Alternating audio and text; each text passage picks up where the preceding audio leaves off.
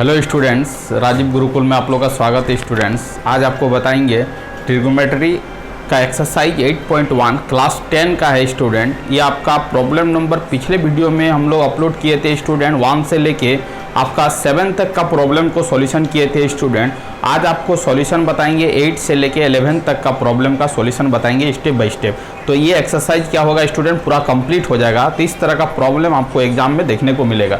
चलो स्टूडेंट, आपका class 10 trigonometry exercise आपका 8.1 है, प्रॉब्लम नंबर आपका 8 है। ये आपका प्रॉब्लम नंबर 8 है। स्टूडेंट, इस प्रॉब्लम को क्या करना है, आपको प्रूव करना है आपका 1 minus ten square A dividing by 1 plus ten square A is equal to cos square A minus क्या है आपका साइन स्क्वायर ए है। ये आपका बोल रहा है कि ये आपका दोनों LHS और RHS बराबर है या नहीं है। चलो इस प्रॉब्लम को देखते हैं कि आपका प्रॉब्लम का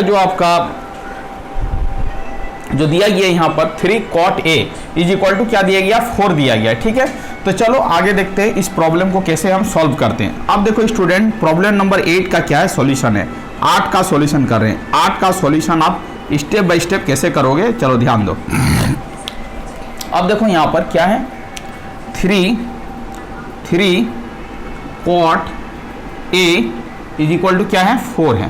तो आप बोलो cot A is equal to क्या लिख सकता है स्टूडेंट, 4 बाई क्या होगा, 3 होगा। क्या होगा, 4 बाई क्या होगा, 3 होगा। ठीक है, cot A का फॉर्मूला आपको बताए थे, क्या होगा, बेस बाई क्या होगा, परपेंडिकुलर होगा। ठीक है, एक ट्रायंगल ड्रॉ करते हैं। मान लेते हैं कि ये आपका एक ट्रायंगल है, राइट एंगल ट्रायंगल। ठीक है, ये आपका एंगल A है, ये आपका A पॉइंट है, ये आपका B है और ये आपका क्या है, C है। ठीक है, चलो ये आपका cot A है, तो परपेंडिकुलर आपका क्या 3 है, तो A के सामने वाला जो साइड होगा वही आपका क्या होगा, परपेंडिकुलर होगा। तो परपेंडिकुलर आपका 3 हो गया, बेस आपका क्या हो जाएगा, आपका 4 हो जाएगा, और ये लंबी भुजा क्या हो जाएगा, हाइपोटेनस हो जाएगा। तो ये 3 है, ये 4 है, तो ये कितना होगा, 5 होगा अकॉर्डिंग टू पाइथागोरस थ्योरम। ये आप AC निकाल सकते हो, AC का स्क्वायर, AC कैसे 5 होगा, ये देखो, AC का स्क्वायर इज इक्वल टू क्या हो जाएगा, AB का स्क्वायर प्लस क्या हो जाएगा आपका BC का क्या हो जाएगा, स्क्वायर हो जाएगा। ठीक है, ये कैसे हो रहा है ध्यान दो। ठीक है, अब AC का वैल्यू देखो कैसे निकालते, AB का वैल्यू 4 है तो 4 का क्या हो जाएगा, स्क्वायर हो जाएगा। BC का वैल्यू 3 है तो 3 का स्क्वायर हो जाएगा। तो आपका क्या हो जाएगा बताओ, 4 4 16 और 3 3 9, 16 9 9 कितना हो जाएगा, 25 हो जाएगा। ये 16 है, ये आपका क्या है स्टूडेंट, ये आपका हो जाएगा 9, और 16 और 9 आपका क्या हो जाएगा, आपका 25 हो जाएगा। तो ये आपका क्या हो गया, 25 हो गया। तो AC का वैल्यू क्या हो जाएगा, आपका √25 हो जाएगा। तो AC का वैल्यू क्या हो जाएगा, 5 हो जाएगा। ये आपका क्या हो जाएगा, 5 हो जाएगा। ठीक है, अब देखो इस प्रॉब्लम को कैसे सॉल्विंग करेंगे वो ध्यान दो। ठीक, चलो ये ट्रायंगल है, ट्रायंगल में आपका AB का वैल्यू 4 यूनिट, BC का वैल्यू 3 यूनिट, कितना यूनिट है, 3 यूनिट है। कितना यूनिट है, 3 यूनिट है। ठीक है, और AC का वैल्यू क्या है, 5 यूनिट है। AC का वैल्यू हमने निकाल लिया। अब देखो, अब समझने का कोशिश करो कि आपसे पूछ रहा है, ये आपका लेफ्ट हैंड साइड में क्या है, 1 minus ten square A dividing by 1 plus ten square A है। ठीक है, तो चलो इसको लिखते हैं आपका LHS। LHS is equal to क्या है, LHS इक्वल टू है 1 minus ten square A dividing by 1 plus क्या है, टेन स्क्वायर क्या है, ए है। ठीक है, अब बताओ, अब यदि आपसे पूछेगा कि tan A का वैल्यू क्या होगा, तो tan A is equal to क्या होता है, परपेंडिकुलर बाई क्या होता है, बेस। अब बताओ ये आपका क्या होगा, ये आपका 3 यूनिट जो होगा परपेंडिकुलर होगा, ये 4 यूनिट जो होगा वो आपका बेस होगा, और 5 यूनिट क्या होगा, हाइपोटेनस होगा।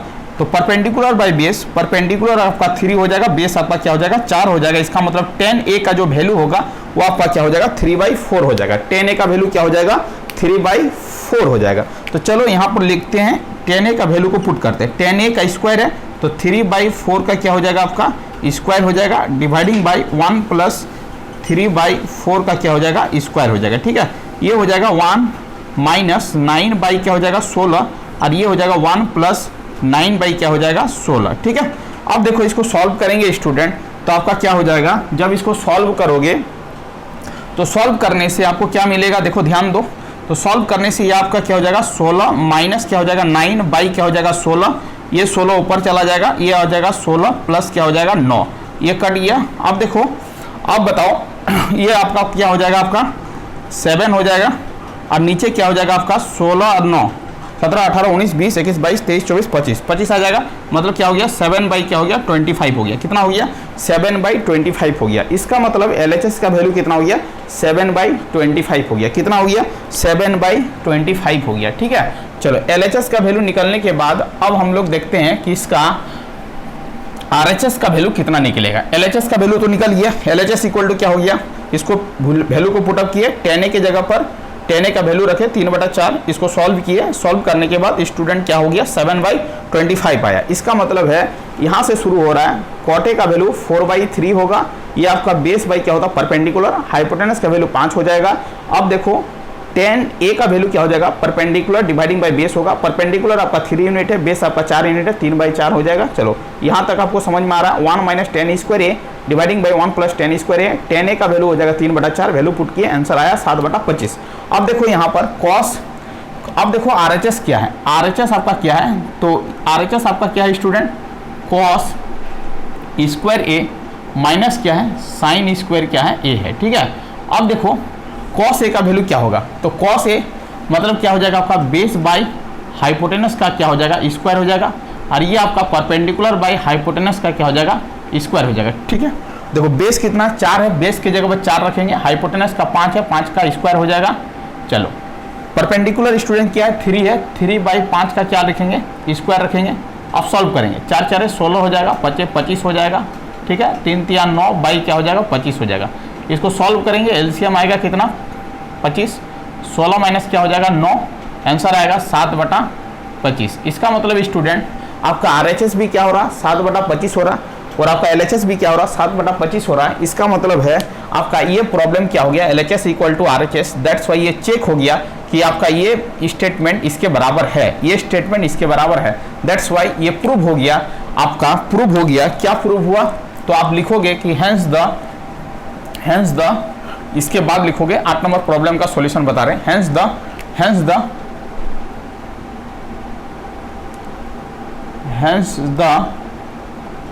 द 1 माइनस 10 स्क्वायर A बटा 1 प्लस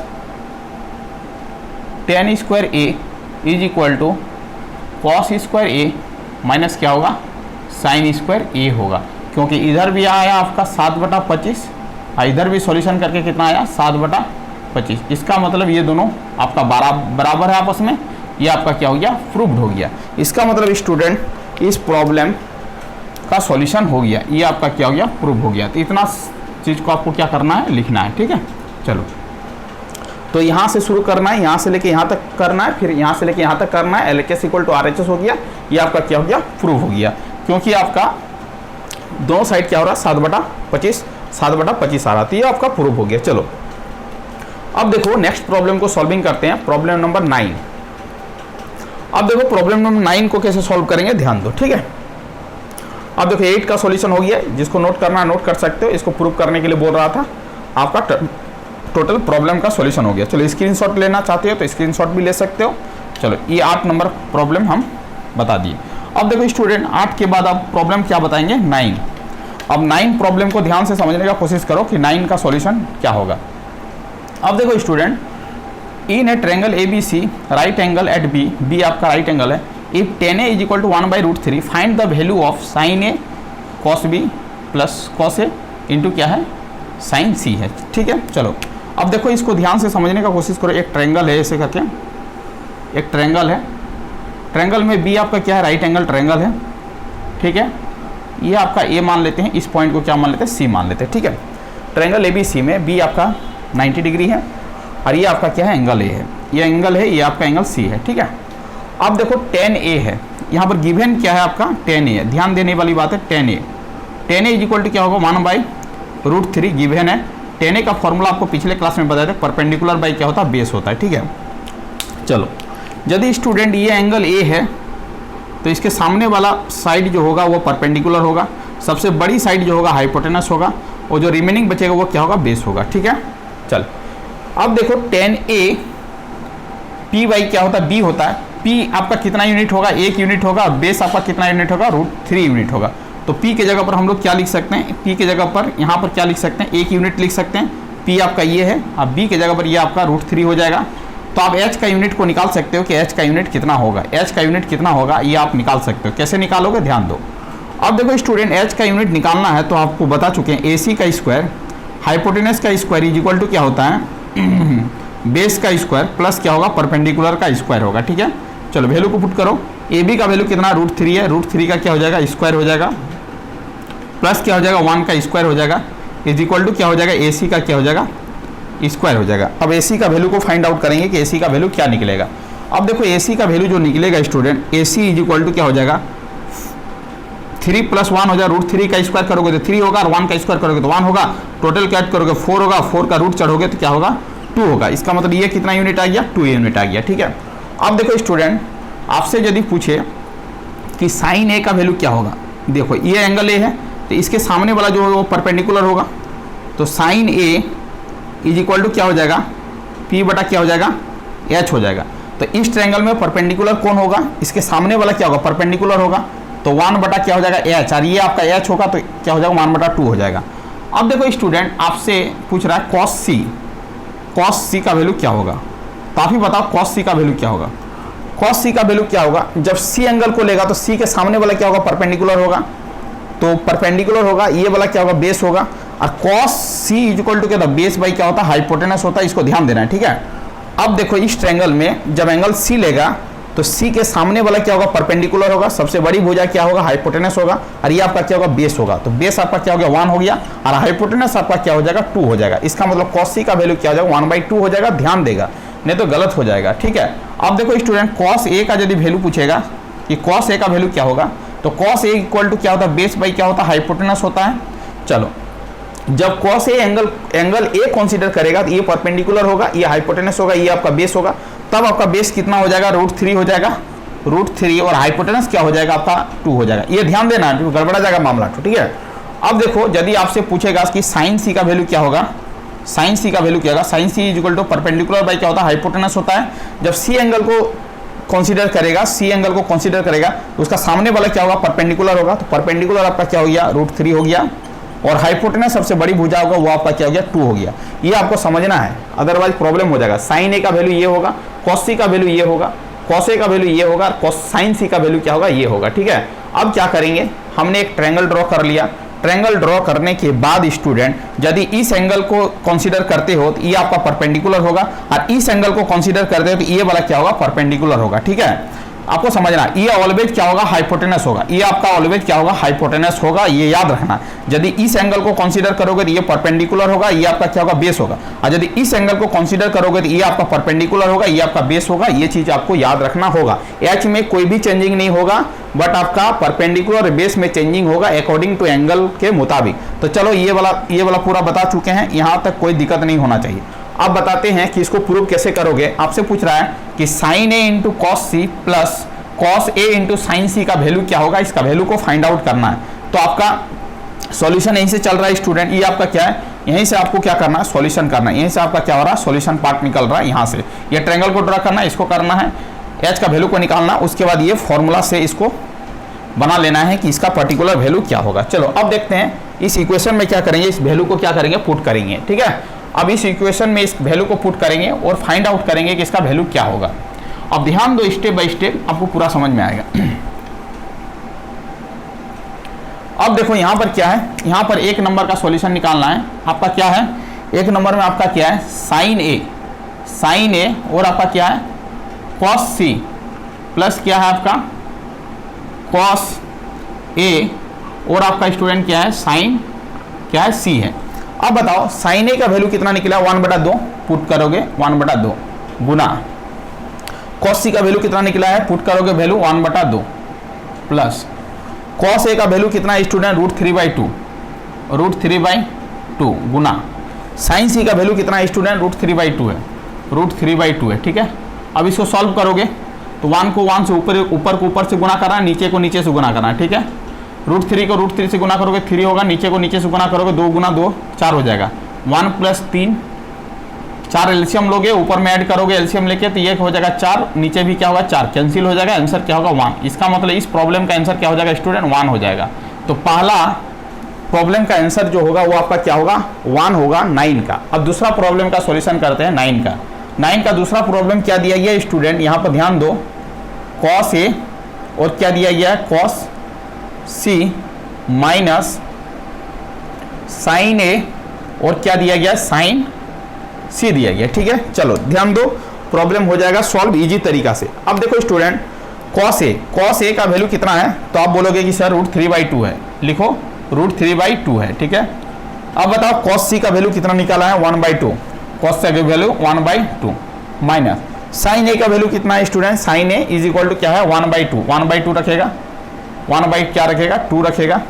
अब देखो साइन सी का वैल्यू क्या है √3/2 है, √3 क्या है 2 है। चलो ठीक है, अब देखो इसको सॉल्व कर लेना स्टूडेंट, आपको आंसर मिल जाएगा। अब ऊपर को ऊपर से गुना करोगे तो क्या होगा √3 होगा, और नीचे गुना करोगे तो 4 होगा, इसको ऊपर से गुना करोगे तो √3 और मान को गुना करो √3 होगा, और 2 दूनी क्या हो जाएगा 4 हो जाएगा। देखो यहाँ पर भी √3/4 है, यहाँ पर भी √3/4 है, दोनों आपस में कैंसिल हो जाएगा, आंसर आपका क्या होगा 0 होगा। इसका मतलब स्टूडेंट पहले प्रॉब्लम का जो आंसर होगा 1 होगा, दूसरे प्रॉब्लम का जो आंसर होगा वो क्या होगा आपका 0 होगा। तो आपका 9 का पहला प्रॉब्लम का आंसर जो होगा आपका 1 और 9 का दूसरा प्रॉब्लम का आंसर क्या होगा 0 होगा। आपको इसी तरह बनाना है, ये आपको क्या करना है, इस वैल्यू को बना के रख लेना है। ठीक है, यदि आप एंगल ए कंसीडर करोगे, यदि एंगल ए कंसीडर करोगे तो ये आपका क्या हो जाएगा, ये आपका क्या हो जाएगा परपेंडिकुलर, और ये आपका क्या हो जाएगा बेस हो जाएगा। ठीक है, और यदि एंगल सी, ध्यान से समझने का कोशिश करो, यदि एंगल सी ये आपका क्या ए है और एंगल सी को कंसीडर करोगे ये सी है, तो ये आपका क्या हो जाएगा, तब ये आपका क्या हो जाएगा परपेंडिकुलर हो जाएगा, ये हाइपोटेनस ऑलवेज रहेगा, और ये आपका क्या हो जाएगा उस केस में आपका क्या हो जाएगा, ये आपका बेस हो जाएगा। ये आपको ध्यान देना होगा। ठीक है, जब इस एंगल ए को कंसीडर करोगे तो ये परपेंडिकुलर होगा, ये बेस होगा, ये हाइपोटेनस होगा। एंगल सी को कंसीडर करोगे तो ये आपका परपेंडिकुलर होगा, ये आपका बेस होगा, ये आपका क्या होगा हाइपोटेनस होगा। बस यही कॉन्सेप्ट जानना था, प्रॉब्लम हो जाएगा सॉल्व। चलो 9 नंबर प्रॉब्लम का सॉल्यूशन हो गया। अब 10 नंबर प्रॉब्लम को सॉल्यूशन करते हैं। 10 नंबर प्रॉब्लम का सॉल्यूशन क्या होगा, ठीक है, आपको नोट करना है स्टूडेंट, आप नोट कर सकते हो, आपको स्टेप बाय स्टेप बता रहे हैं, आपको बेहतरीन ढंग से समझ में आ रहा होगा। चलो अब देखो प्रॉब्लम नंबर 10 को कैसे सॉल्विंग करेंगे। 10 भी बेहद ईजी प्रॉब्लम है, इस तरह का प्रॉब्लम आपको एग्जाम में मिल सकता है। आप कैसे बनाओगे ध्यान से समझने का कोशिश करो। अब देखो प्रॉब्लम नंबर क्या करेंगे, 10 का सॉल्यूशन करेंगे। अब देखो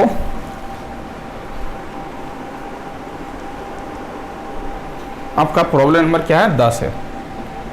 अब देखो 10 में क्या बोल रहा है, एक ट्रायंगल है, ऐसे करके ड्रॉ करना है, एक ट्रायंगल है, ठीक है। ये आपका प्रॉब्लम नंबर 10 का सॉल्यूशन बता रहे हैं, ठीक है। एक ट्रायंगल है PQR ट्रायंगल है, right angle at Q। Q आपका क्या है, राइट एंगल है, Q आपका 90 डिग्री है, ठीक है। ठीक, चलो इसको मान लेते हैं PQR, ये आपका हो गया R, ठीक है। According to given condition PQ आपका कितना दिया गया स्टूडेंट, 5 सेंटीमीटर दिया गया, कितना दिया गया है 5 सेंटीमीटर दिया गया, ठीक है। अब आपका गिवन है, यहाँ पर जो गिवन है उसी को लिखते हैं। PQ आपका 5 सेंटीमीटर दिया गया है, PR और QR आपका 25 सेंटीमीटर दिया गया, कितना दिया गया 25 सेंटीमीटर दिया गया। चलो अब सॉल्व करते हैं इस प्रॉब्लम को। अब देखो स्टूडेंट PR और QR का वैल्यू मतलब सम दिया गया 25। चलो इसको मान लेते हैं x, इसको क्या मान लेते हैं x। तो स्टूडेंट यदि PQ आपका 5 दिया गया है, वेल एंड गुड, आपने QR को क्या मान लिया, x मान लिया। आपके पास एक इक्वेशन है PR plus QR is equal to 25, आपने QR को x मान लिया, तो आप बताओ PR का वैल्यू क्या होगा। तो आप बोल सकते हो कि PR का वैल्यू क्या हो जाएगा 25 माइनस क्या हो जाएगा x हो जाएगा, ठीक है। चलो आपने लेट कंसीडर किया कि QR का जो वैल्यू होगा वो आपका क्या होगा x होगा, ठीक है, x होगा। तो PR का वैल्यू क्या हो जाएगा 25 माइनस क्या हो जाएगा x हो जाएगा, कोई दिक्कत वाली बात नहीं है। अब देखो अकॉर्डिंग टू पाइथागोरस थ्योरम आप लिख सकते हो कि PR का अकॉर्डिंग टू ट्रायंगल PQR से लिख सकते हो, वी नो दैट PR का स्क्वायर इज इक्वल टू क्या हो जाएगा QR का स्क्वायर प्लस क्या होगा QP का स्क्वायर होगा, ठीक है। अब बताओ पी आर का वैल्यू कितना है, 25 माइनस एक्स है, तो लिखो 25 माइनस एक्स का क्या हो जाएगा, होल स्क्वायर हो जाएगा। 25 माइनस एक्स का क्या हो जाएगा, होल स्क्वायर हो जाएगा, is equal to Q R. Q R का वैल्यू क्या है स्टूडेंट, एक्स है, तो एक्स का क्या हो जाएगा, स्क्वायर हो जाएगा, प्लस क्यू पी का वैल्यू क्या है आपका 5 है, तो 5 का क्या हो जाएगा, स्क्वायर हो जाएगा, ठीक है। ये आपका a माइनस बी का होल स्क्वायर में इसको ब्रेक करेंगे तो आपका क्या हो जाएगा, 25 का स्क्वायर हो जाएगा, 625 हो जाएगा, माइनस 2ab a की जगह 25, b की जगह x होगा, इसको सॉल्व करेंगे तो क्या होगा 50x होगा, और ये क्या हो जाएगा x स्क्वायर हो जाएगा। a माइनस बी का होल स्क्वायर में तोड़ रहे हैं, a square minus 2ab plus B square, ये फॉर्मूला होता है, फॉर्मूले में ब्रेक कर रहे हैं, ये आपका क्या हो जाएगा 25 हो जाएगा। अब देखो स्टूडेंट ये एक्स स्क्वायर है, एक्स स्क्वायर कैंसिल हो जाएगा, ठीक है। इस 25 को यहाँ पर लाएंगे तो 625 माइनस क्या हो जाएगा 25, और इस 50 को उधर ले जाएंगे तो क्या हो जाएगा 50x हो जाएगा। तो हम लोग लिख सकते हैं 50x इज इक्वल टू क्या लिख सकते हैं 600, क्योंकि 625 में 25 जाएगा, 600 बचेगा, ये कैंसिल हो गया। अब देखो 60 भागा क्या करेंगे 5, इसको सॉल्व करेंगे, आंसर आएगा आपका 12 आ जाएगा क्या सेंटीमीटर में, तो x का वैल्यू क्या हो जाएगा 12 सेंटीमीटर हो जाएगा। तो चलो स्टूडेंट x का वैल्यू आपका कितना निकल गया 12 सेंटीमीटर निकल गया। तो x का वैल्यू जब 12 निकल गया तो PR का वैल्यू क्या होगा 25 माइनस क्या होगा x होगा। अब देखो ये आपका 25 है, x का वैल्यू आपका 12 हो गया, इसको सॉल्व करोगे आपको क्या मिलेगा 13 सेंटीमीटर मिलेगा। मतलब यहाँ से लेके यहाँ तक का जो डिस्टेंस होगा वो आपका क्या होगा 13 सेंटीमीटर होगा। इसका मतलब स्टूडेंट यहाँ से लेके यहाँ तक का डिस्टेंस 13, यहाँ से लेके यहाँ तक का डिस्टेंस 5, और यहाँ से लेके यहाँ तक का डिस्टेंस क्या होगा आपका 25 होगा। कितना होगा, सॉरी 12 होगा। क्या होगा, यहाँ का डिस्टेंस क्या होगा 12 होगा, यहाँ का 5 होगा, यहाँ क्या होगा 13 होगा, ठीक है। यहाँ तक आपको सॉल्व कर लेना है, ठीक है। अब देखो अब आपसे पूछ रहा है कि साइन पी, तो ये एंगल है स्टूडेंट पी है, तो ये पी होगा, तो इसके सामने वाला जो साइड होगा वो परपेंडिकुलर होगा, तो ये आपका क्या हो गया परपेंडिकुलर हो गया, ये आपका क्या हो गया परपेंडिकुलर हो गया, ठीक है। सबसे बड़ी भुजा जो होगा वो आपका क्या होगा हाइपोटेनस होगा, और रिमेनिंग जो बचेगा वही आपका क्या होगा बेस होगा। चलो ठीक है, ये आपका बेस हो गया, यहाँ से लेके यहाँ तक का डिस्टेंस बेस हो गया, यहाँ से लेके यहाँ तक का डिस्टेंस हाइपोटेनस हो गया, यहाँ से लेके यहाँ तक का डिस्टेंस क्या हो गया परपेंडिकुलर हो गया, ठीक है। अब देखो आप बताओ मेरे को साइन पी का वैल्यू क्या होगा, आपसे पूछ रहा है what is the value of the sine P, sine P का वैल्यू क्या होगा। तो sine P is equal to क्या होता है स्टूडेंट परपेंडिकुलर बाई क्या होता है हाइपोटेनस।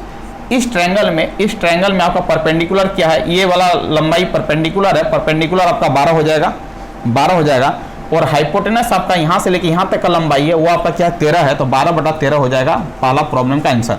इसका मतलब साइन पी का वैल्यू क्या हो जाएगा 12/13। कॉस पी का वैल्यू पूछ रहा है स्टूडेंट, कॉस पी का वैल्यू क्या होगा, cos P equal to base by क्या होता है हाइपोटेनस होता है। अब बताओ इस ट्रायंगल में आपका बेस क्या होगा स्टूडेंट, ये आपका बेस होगा, बेस आपका कितना है 5 सेंटीमीटर, तो 5, और हाइपोटेनस आपका कितना हो जाएगा 13, तो 5 क्या हो जाएगा 13 हो जाएगा। इसका मतलब है कॉस पी का वैल्यू क्या हो जाएगा 5/13 हो जाएगा। चलो अब देखो टेन पी का वैल्यू पूछ रहा है, तो tan P is equal to क्या हो जाएगा आप ही बताओ। तो tan P is equal to क्या हो जाएगा परपेंडिकुलर बाई क्या हो जाएगा बेस हो जाएगा। तो इस ट्रायंगल में आपका परपेंडिकुलर 12 हो जाएगा और बेस आपका कितना हो जाएगा 5 हो जाएगा, तो टेन पी का वैल्यू क्या हो जाएगा 12/5 हो जाएगा। इसका मतलब स्टूडेंट ये आपका क्या है क्वेश्चन नंबर 10 का सॉल्यूशन है। यहाँ से लेके यहाँ तक आपको क्या करना है, एग्जाम में आए तो आपको सॉल्व करना है, ठीक है। इसी तरह करके आपको क्या करना है सॉल्व करना है, ये आपका क्या है बेहतरीन सॉल्यूशन है, ठीक है। चलो x का वैल्यू 12 आया, PR का वैल्यू 13 आया, sine P perpendicular by hypotenuse होगा, परपेंडिकुलर का वैल्यू 12 है, हाइपोटेनस का वैल्यू 13 है, वैल्यू पुट करेंगे। cos p equal to base by hypotenuse होगा, बेस का वैल्यू आपका 5 होगा, हाइपोटेनस का वैल्यू 13 होगा, 5/13 होगा। tan p का वैल्यू क्या होगा परपेंडिकुलर बाय बेस होगा, परपेंडिकुलर का वैल्यू हो जाएगा 12 और आपका बेस का वैल्यू क्या हो जाएगा यहाँ पर 5। ये प्रॉब्लम हो गया आपका सॉल्व। 10 नंबर का प्रॉब्लम का सॉल्यूशन यहाँ से लेके यहाँ तक है स्टूडेंट, आपको क्या करना है नोट कर लेना प्रॉपर ढंग से, यदि आपको एग्जाम में पूछे तो इस तरह करके सॉल्यूशन करना है। चलो आगे का प्रॉब्लम देखते हैं। आगे का प्रॉब्लम आपका ट्रू एंड फॉल्स चेक करना है, स्टेटमेंट टाइप का प्रॉब्लम है। चलो ठीक है, कैसे सॉल्व करते हैं ध्यान दो, आपको पूरा समझ में आएगा। अब देखो ये लास्ट प्रॉब्लम है इस एक्सरसाइज का, उसके बाद ये एक्सरसाइज क्या हो जाएगा कंप्लीट हो जाएगा। उसके बाद हम लोग शुरू करेंगे exercise number 8.2। Exercise number 8.2 trigonometry बेहद इंपॉर्टेंट क्लासेस है, आपको क्या करना है बेहतरीन ढंग से प्रिपरेशन करना है। इस तरह का प्रॉब्लम आपको एग्जाम हॉल में देखने को मिलेगा।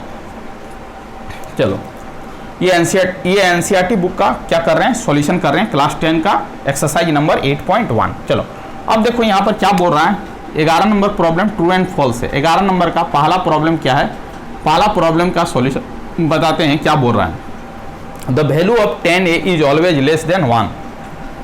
देखो क्या बोल रहा है, the value of 10a is 1, बोल रहा है 10a का जो वैल्यू होगा 10a ऑलवेज लेस देन 1। क्या आपका 10a का वैल्यू ऑलवेज लेस देन 1 होगा?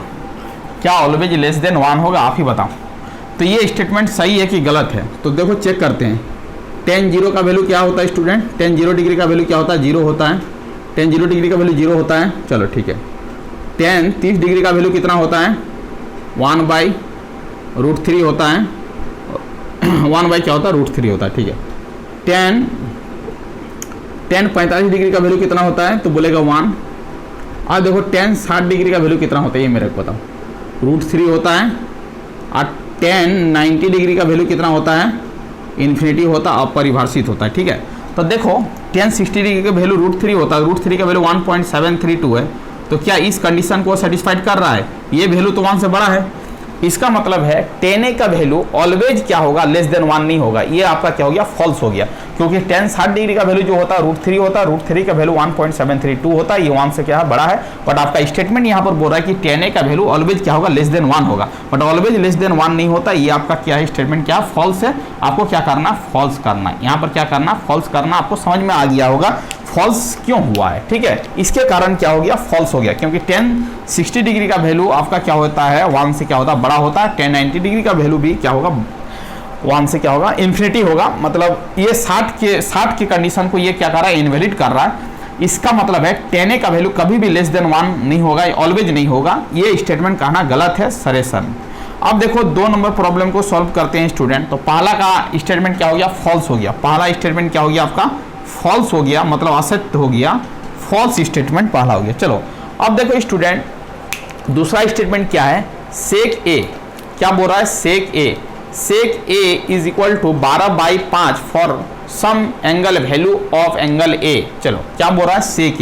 सेक ए का वैल्यू क्या दिया? 12/5। ये आपका सही है कि गलत है? तो सेक ए इक्वल टू क्या होता है? हाइपोटेनस बाई क्या होता है? बेस होता है। तो एक ट्रायंगल ड्रॉ करते हैं स्टूडेंट। मान लेते हैं ये आपका क्या? ये ट्रायंगल है। ठीक है। ये आपका एंगल ए है, ये आपका ए मान लेते हैं, ये आपका बी है, ये आपका सी है, और ये आपका 90 डिग्री है। इसके सामने वाला क्या होगा? परपेंडिकुलर होगा। ये वाला क्या होगा? हाइपोटेनस होगा। ये वाला आपका क्या होगा? बेस होगा। ठीक है। चलो ठीक है। तो आप देखो यहाँ पर समझने का कोशिश करो। ये वाला वैल्यू को आप आराम से निकाल सकते हो according to Pythagoras theorem. But देखो ये आपका क्या है? ये आपका हाइपोटेनस है। तो हाइपोटेनस क्या? बड़ा है बेस से। इसका मतलब ये वैल्यू हो सकता है sec A is equal to 12 क्या हो सकता है? 5 हो सकता है, क्योंकि हाइपोटेनस ऑलवेज लंबी भुजा होती है। उसका वैल्यू दिया 12 और बेस आपका 5 है। तो ये आपका वैलिड कंडीशन है। ये आपका हो सकता है। इसका मतलब है ये वाला जो स्टेटमेंट होगा ये आपका क्या होगा? ट्रू होगा। ये आपका क्या हो जाएगा? ट्रू हो जाएगा। ठीक है। ये आपका क्या हो जाएगा? ट्रू हो जाएगा। अब देखो तीसरा वाला स्टेटमेंट को देखते हैं स्टूडेंट।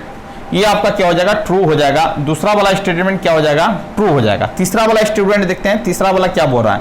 तीसरा वाला बोल रहा है कि cos A is the abbreviation used for a cosine of angle A। cos A का एब्रोबिएशन मतलब क्या पूछ रहा? cos A का एब्रोबिएशन। cos A का एब्रोबिएशन क्या होता है? कोसेंट होता है? तो नहीं स्टूडेंट, cos A का जो एब्रोविएशन जो होता है वो आपका क्या होता है? कोसाइन A होता है। cos A का एब्रोबिएशन क्या होता है? कोसाइन A होता है। और कोसेक A का एब्रोबिएशन क्या होता है? कोसेंट A होता है। क्या होता है? कोसेंट A होता है। बट यहां पर क्या बोल रहा है कि cos A का एब्रोबिएशन कोसेंट ऑफ एंगल A होता है। ये गलत है। यहाँ पर कोसाइन A दिया जाता तो क्या होता? शुरू होता, सही होता।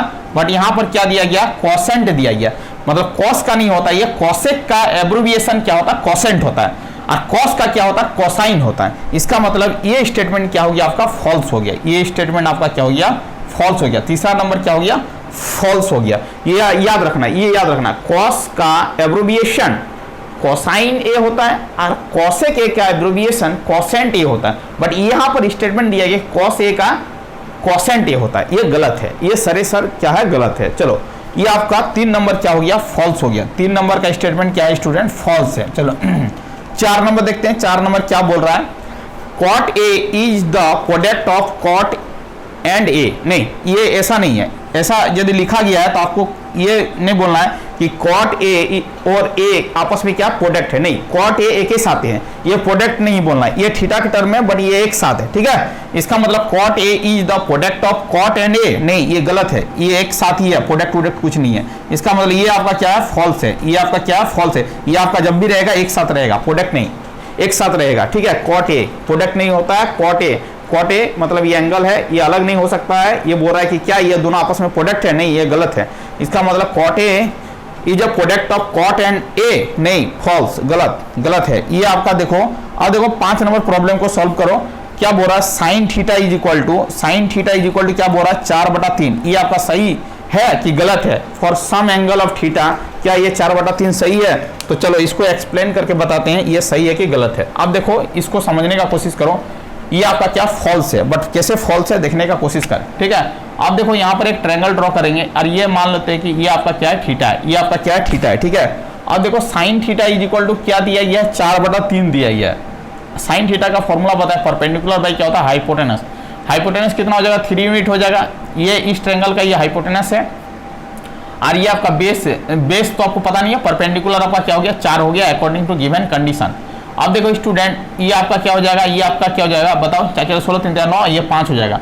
बट ये सरेआम गलत है, क्योंकि आपको बताए हैं कि हाइपोटेनस जो साइड होता है वो ऑलवेज क्या होता है, दोनों साइड से क्या होता है, बड़ा होता है। बट यहाँ पर हाइपोटेनस क्या हो गया, इस साइड से क्या हो गया, आपका छोटा हो गया, इस साइड से क्या हो गया, छोटा हो गया। हाइपोटेनस ऑलवेज क्या होगा, बड़ी भुजा होगा। बट यहाँ पर according to this condition, according to this question, hypotenuse यहाँ पर क्या है, आपका 3 है। बट ये कंडीशन क्या है, गलत है। ये कभी भी हो नहीं सकता है, हाइपोटेनस कभी भी आपका छोटा नहीं हो सकता है बेस और परपेंडिकुलर से। इसका मतलब है ये आपका sine theta is equal to 4/3, ये जो आपका स्टेटमेंट दिया गया ये आपका क्या फॉल्स है, क्योंकि हाइपोटेनस कभी भी आपका बेस और परपेंडिकुलर से छोटा नहीं हो सकता। बट यहाँ पर क्या किया है, छोटा दे दिया है। इसका मतलब ये स्टेटमेंट क्या है, गलत है। ये कभी भी पॉसिबल नहीं है, ये कभी भी पॉसिबल नहीं है, कभी भी पॉसिबल नहीं है। क्योंकि साइन थीटा, यहाँ पर देखो साइन थीटा का यहाँ पर सॉल्व करोगे तो क्या होगा, 3 एकम 3 होगा और 1 बचेगा, 3 तिया 9, 1.333।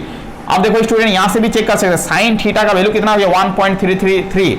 इसका मतलब साइन थीटा का वैल्यू जो लाइज करता है वो -1 से 1 के बीच में लाइज करता है, 1 से ज्यादा कभी भी पॉसिबल नहीं है। इसका मतलब ये वाला जो स्टेटमेंट दिया गया ये सरेआम क्या है, गलत है। इसका मतलब है कि ये वाला आपका क्या हो गया, फॉल्स हो गया। ये वाला भी स्टेटमेंट क्या हो गया, आपका फॉल्स हो गया, इसको असत्य लिखना है। और ये वाला भी स्टेटमेंट आपका फॉल्स हो गया, क्या हो गया, असत्य हो गया। इसका मतलब है स्टूडेंट आपका 8.1 एक्सरसाइज पूरा कंप्लीट हो गया। 11 प्रॉब्लम था, 11 प्रॉब्लम को 2 पार्ट में सॉल्यूशन किए।